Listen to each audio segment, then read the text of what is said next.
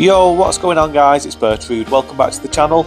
I had such a good time making my last two videos that featured these two builds, the Frost Maiden and the Finger Flicker. I really felt like just jumping back on and doing a few more invasions with them both. I'm not going to do a build breakdown. If you want more details, just go and check out the last two videos. But I jumped back on, did a few invasions, and I've put this video together for you. Anyway guys, sit back, relax and enjoy.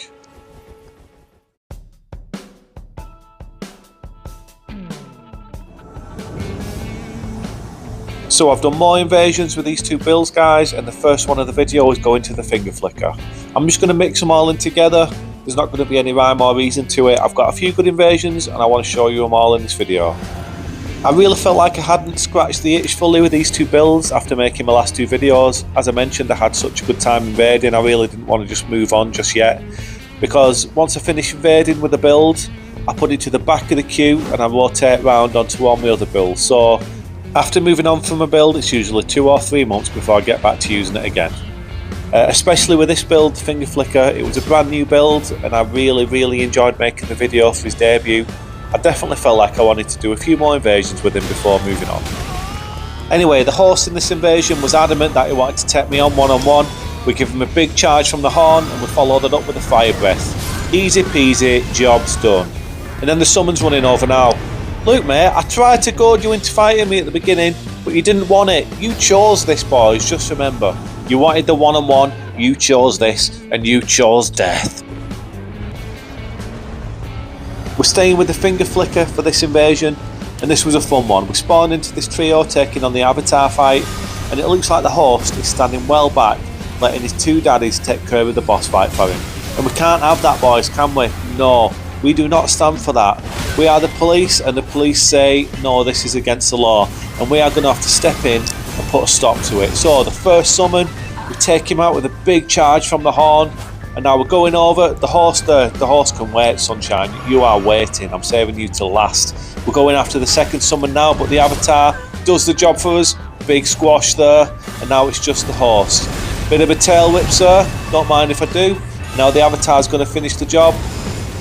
Bosh, there we go. We take a smack for it ourselves, but I don't mind that. We did the right thing. I am the law. Respect my authority. We brought some justice back to the lands between. So this is the first appearance from the Frost Maiden in this video. I'm in the capital for this one. There's a bit of a level difference between these two builds. The Frost Maiden's a level 60 build, whereas the Finger Flicker's a level 30 build. So you'll see some differences in the areas that they both invade, but that only makes a variation and it's good for the video overall, and I think it's worked out quite well. So we're taking on this duo and they're both a couple of casters. We're throwing all sorts of stuff at us, but we've got some stuff we can throw back ourselves, so don't give it if you're not willing to take it, because whatever you throw at me I'm going to throw back, baby. He's coming at us with a Moonveil there, and I've got to back off because I did take a big chunk of damage, but I've got a plan. There's a more ice storm, the horse gets a bit greedy here and he takes a big chunk of damage. Frostbite is active. Bit of hypothermia boys. Anyone for a bit of hypothermia? Bit of frostbite on the old toes? Anyone need a bit of a toe amputation? Bit of the old frostbite? Anyway, the fight's going on. I do a little bit of a turn now. I knew the horse was coming in with a big spell behind us, and now the summon starts getting that Moonveil spam on, doesn't he? That's what they all do, they start panicking. I put him under a bit of pressure and he's just spamming the blue laser beam. But we're good, we're playing around it, we're not taking too much damage, although speak too soon and you will take damage like we just did. But I feel like I'm in control. This summon's being very predictable with his Moonveil usage, and now he's on the back foot. Quick swap to the Ice Spear and the Claimant's Harpoon, and we take him out. Shouldn't be too much of an issue now dealing with this horse while he's on his own, but let's put him under a bit of pressure and see what he's made of. We're using the Knight's Greatsword with a Chiller Mist Ash of War, really good for keeping that frostbite up on the horse here, and he's starting to get panicked. He's panic rolling, keeping the pressure up with our spells. Another quick swap to the Claimant's Harpoon, and the Ice Spear opens him up like a tin of baked beans. GG boys, why don't you all just chill? Oh, I'm so sorry, I promise I will never say that again. The Finger Flicker spawns into the Runestream Principe outside the Magma Worm Maker boss fight, and I know exactly where the horse is going to be. I make my way over and I can see that it looks like he's trying to spawn in the summon to help him out, but we don't give him a chance, we get straight on him. You'll notice if you watch him throughout this fight, he does a couple of short pauses over in that area near the Grace, as he just did there, and it really does look like he's trying to spawn in help, so I want to stay on him and not give him any chance to spawn someone else in. We want to take him on one-on-one and really teach him a lesson of how the finger flicker operates. He gets a nice slap from the tail whip there. He dodged the first one, but he got hit with the second spin of the tail, and then he does a good job with the big finger flick from the ringed finger. Fair play, that was a good dodge. It's not always easy to dodge that one, but he took a nice big hit of damage from the tail whip again, although he did manage to dodge the second one, which was unfortunate because I think that would have surely killed him. But we're staying right on him, not giving him any time to think about what he's doing next. He's doing a good job, he's staying aggressive with his axe. It's the age-old battle of the hammers against the axes in this one. Makes for a really good one-on-one fight, but we're coming at him with the full force of our whole kit, and it's honestly looking like it's too much for him to handle at this moment.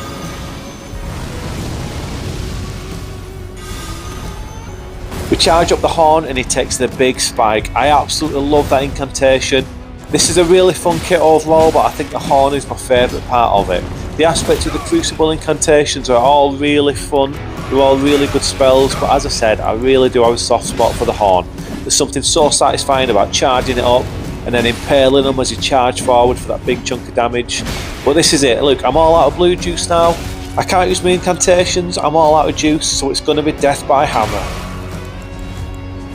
I'm sticking with the not flowing hammer for now on this one. There's something so satisfying about beating up your opponents with a weapon that looks like a testicle.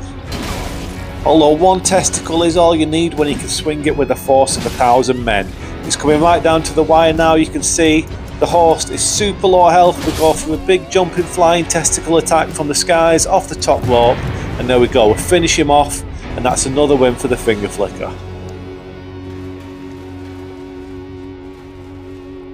So the Frost Maidens in the capital for this invasion, and it took me a while to find them, but once I do find them, I see that there's two of them, a horse and a summon. I go for a nice good early little attack there and I get some good damage down on the summon, and I think this is my chance to kill him. I hit him with another ice spear. He's really low health, and at this point I was thinking that the invasion was in my pocket. I was thinking it was all fine, a good bit of early damage, I'm feeling well in control. That summon's still not healed, it's still low health, so yeah, I was feeling really confident at this point. I was pretty sure there was only two of them, but where's this little Schmeagle come from? Where was he hiding?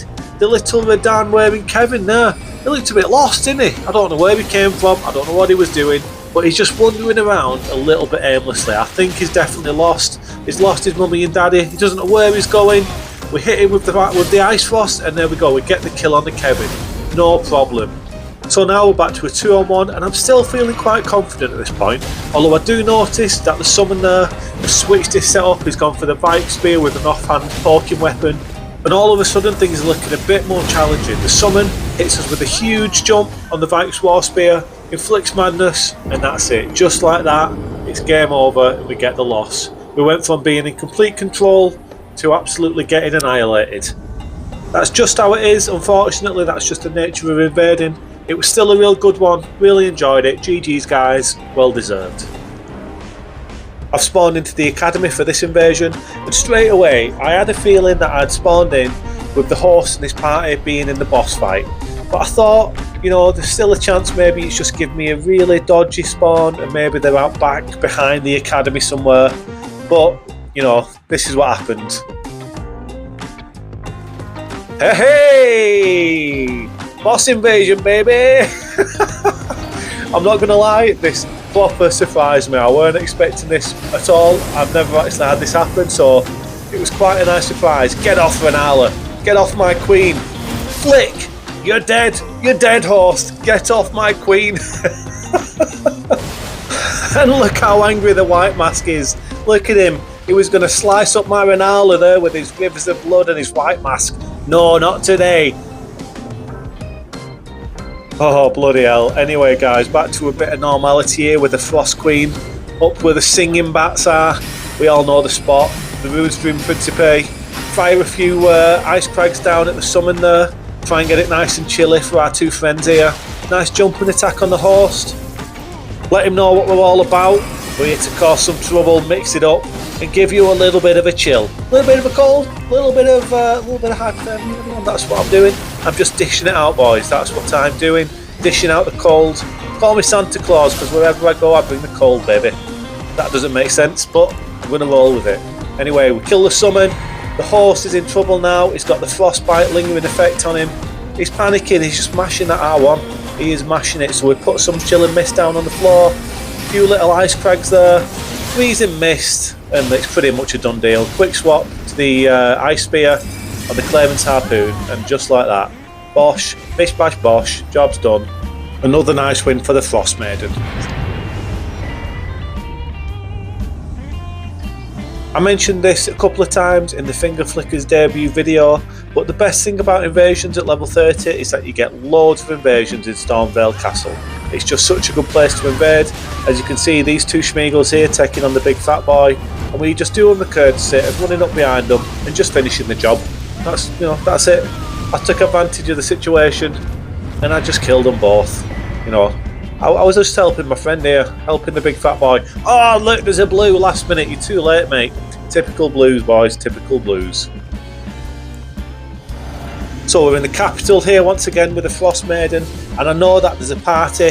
I'm not sure if there's 2 or 3, but I know that they're up in this room at the top. They'll have got the indication that I've invaded into their world, and they're not committing. They're dug in like a couple of ticks. They're too scared to come out. Look, they just don't have, they're just terrified, absolutely terrified. Although there's 2 of them, there's definitely not 3. I know that at this point it's a party of 2, but they're too scared to come out and push me. Little Frost Maiden, obviously scared of the cold. They don't like the cold, boys. No one does. No one likes the cold, and these 2 are absolutely terrified. The summon here gets a little bit giddy, gets a little bit excited. Look at him. He thinks this is his moment for glory. He comes out, misses the jumping attack, and then he gets absolutely petrified once again, and he goes back in. Oh my god. We get caught round the corner there with a spell from the horse, and then they both get a bit carried away. They come out and commit a flurry of attacks, and they're not watching the health bar. Too greedy. They thought that was the moment, but we took the moment from them.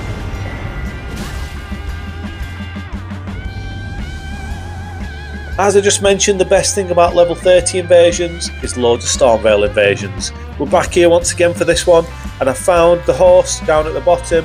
I don't know what the crack is fully yet. I know that there's a horse in my location here, but I don't know if he's got a summon or what with him. So I just go and put a bit of pressure on him, get a couple of attacks in nice and early, let him know that I'm here. And then as I go for a tail whip, I do notice that there's another summon with him as well. So it's a party of 2. So now things have got a little bit more interesting. So I take a nice little bit of a plunge on them there, and I go down and see what these 2 are all about. Really unlucky there not to land the horns on the summon. To be fair, he did a good job avoiding that. It was a good old dodge. And look at this, I'm dealing with a couple of hard weapons to deal with, to be fair. The Halo Scythe is an awesome scythe. I do use it myself on one of my builds, so I know how effective that is. We hit the summon there for some huge damage. He was so nearly dead, but he got the quickest heal in the world. That I've never seen anyone heal that quick. I don't know how he managed to do that, but he was so nearly dead, and we were so unlucky not to kill the summon there and take it down to a 1-on-1 with the host. But he managed to heal himself up. And they're back on the aggro once again, coming at me at full force, just swinging away, not showing me any respect, and I appreciate that, Big flick there on the host with the ringed finger, but he's straight back up. Look at him, straight back up, doesn't even think about healing, gets straight back on the aggression with his summon. Fair play, I respect this kind of approach to invaders. No problem with this at all. It's probably the way you should approach it, really. Don't give me any time to heal or think about what I'm doing, just get on the aggro. Oh, look at that, we got the summon really low again there. Maybe if we land that Nox flowing hammer, Ash of War, maybe we kill him there. Maybe, I'm not sure, but he did a good job avoiding it either way. We get a big finger flick on the summon and we break his guard, but that's one thing I have noticed quite a lot with the Ash of War on the ringed finger. It's good at breaking guards when people are using shields, but the recovery time on it is just a split second too long to take advantage of it. You can break shields and it does leave them open for a critical attack, but as I said, the recovery time on the ring finger Ash of War is just a bit too long to take advantage. Now, as you can see, I'm all out of heals. but you better believe I'm going to go out swinging. One last big push, and it's just not enough. And look how happy the host is. Look at how happy he is, boys. We just made his day. I just made your day. You killed me, and it was the best moment of your life. No, in all fairness, guys, good fight. GG's. Well deserved.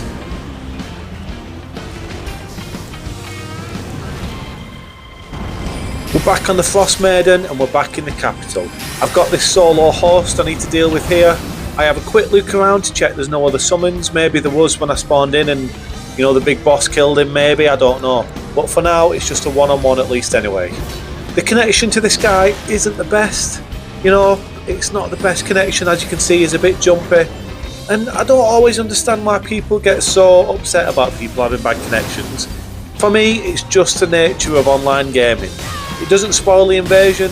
I mean, yeah, I suppose it can spoil the invasion, but it's still an invasion, it's still a one-on-one fight, and you know, there's just nothing to cry about, is there? It's a bit of a bad connection, but it's still a good fight, and we're still going to give this guy the respect he deserves. Hopefully have a good old scrap. This solo host here is doing a really good job. He's coming at us with a lot of aggression, he's dodged a lot of our attacks so far, and look at that, where I'm from, people, that is called a schoolboy error. I forgot that the Dark Moon Greatsword wasn't sparked up for the old projectile R2, and I went to do it anyway. As I said, schoolboy error, always make sure you've sparked up before you try and send that laser beam out. Anyway, we're getting him low now. He's getting low, another big hit, he's one shot, and then the Swift Glintstone Shard finishes the job. The Swift Glintstone Shard is such a good tool to have on this kit.